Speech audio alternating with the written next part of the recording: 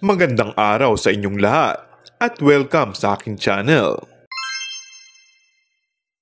Usap-usapan ang mga kaganapan sa online world kung saan nakadamit ng pangkasal sina Paolo Abilino at Kim Chiu.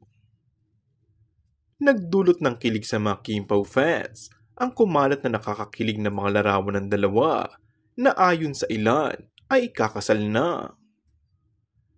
Naganap di umano ito matapos i-anunsyo na mapapanood na sa TV ang serye nila.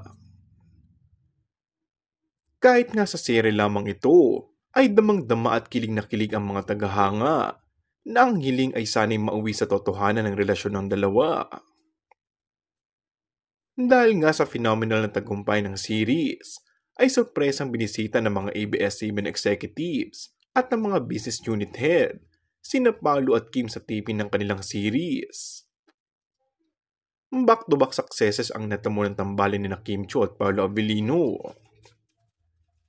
Mula sa linlang na kinilala worldwide, pinagliyab naman ng kanilang What's Wrong with Secretary Kim ang view up dahil sa dami ng sabay-sabay na nanonood nito.